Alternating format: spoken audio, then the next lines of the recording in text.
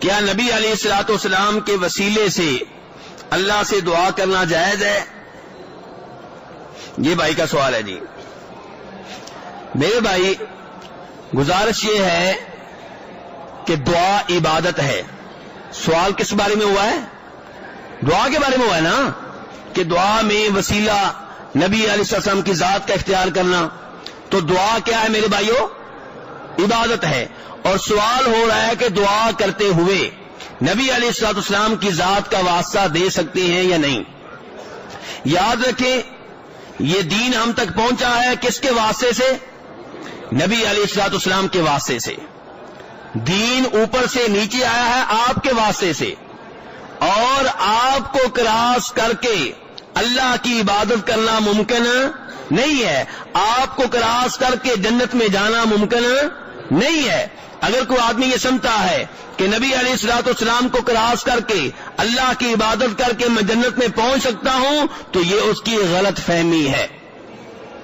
لیکن سوال جو ہو رہا ہے وہ اوپر سے نیچے آنے کے بارے میں نہیں ہو رہا، سوال ہو رہا ہے نیچے سے اوپر جانے کے بارے میں۔ یہ فرق ذہن میں رکھیے گا، دین اوپر سے نیچے آیا ہے آپ کے ذریعے، آپ کے واسطے سے، اور سوال اس بارے میں نہیں ہو رہا، سوال ہو رہا ہے کہ دعا نیچے سے اوپر کیسے چڑھے گی، کیسے جائے گی، کون سا وسیلہ اختیار کریں تو دعا اللہ تک پہنچنے کا زیادہ امکان ہے، یہ سوال ہے۔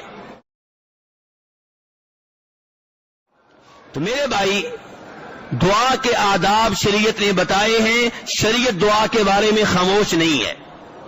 اگر شریعت خاموش رہتی تو ہم اپنی اپنی مرضی کر لیتے، سعودیہ کے علماء کرام کوئی اپنی میٹنگ کر لیتے اور دعا کے آداب طے کر لیتے، پاکستان انڈیا کے علماء کرام کو اپنی میٹنگ کر لیتے اور کسی ادب کے اوپر متفق ہو جاتے، لیکن نہیں، دعا کے معاملے میں بھی شریعت خاموش نہیں ہے۔ اللہ نے دین دیا ہے تو مکمل دیا ہے، الیوم اکملت لکم دینکم۔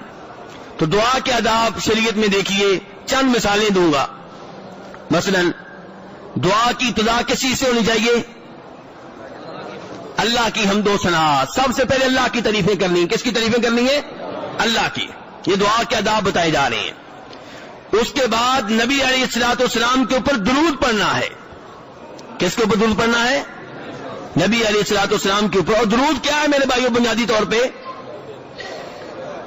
درود بھی دعا ہے۔ درود کیا ہے؟ کس کے لیے؟ یعنی کہ امتی سے کہا گیا کہ پہلے اپنے نبی کے لیے دعا کرو پھر اپنے لیے دعا کرنا۔ اللہم صلی علی محمد، اے اللہ ہمارے نبی پہ رحمتیں نازل فرما۔ اللہم بارک علی محمد، اے اللہ ہمارے نبی پہ برکتیں نازل فرما۔ یہ دعا کون کر رہا ہے؟ گنہگار امتی۔ کس کے لیے؟ اپنے نبی کے لیے۔ کس سے؟ تو میرے بھائی کبھی غور کیا کریں، آپ سے کہا گیا تھا کہ اپنے نبی کے لیے دعا کرنا، یہ نہیں کہا گیا تھا اپنے نبی سے دعا کرنا۔ نبی کے لیے دعا کرنی ہے، نبی کو دعا کا تحفہ دینا ہے صلی اللہ علیہ وسلم۔ تو یہ دعا کے آداب ہیں۔ دعا سجدے میں کریں تو زیادہ قبول ہوتی ہے، دعا رات کے آخری پہر میں فجر کی اذان سے پہلے کریں تو زیادہ قبول ہونے کا امکان ہے، عرفات کے میدان میں دعا زیادہ قبول ہوتی ہے۔ یہ دعا کے آداب بتائے جا رہے ہیں۔ یہ میں نے چند ایک مثالیں دی ہیں آپ کو، بتانا صرف یہ چاہتا ہوں کہ شریعت دعا کے معاملے میں خاموش نہیں ہے، اس عبادت کے اصول و ضوابط، آداب، شرائط بتا دیے ہیں۔ ذلكم الله ربكم خالق كل شيء لا إله إلا هو فأنا تؤفكون۔ یہی اللہ تمہارا پروردگار ہے جو ہر چیز کا پیدا کرنے والا ہے، اس کے سوا کوئی معبود نہیں، پھر تم کہاں بھٹک رہے ہو؟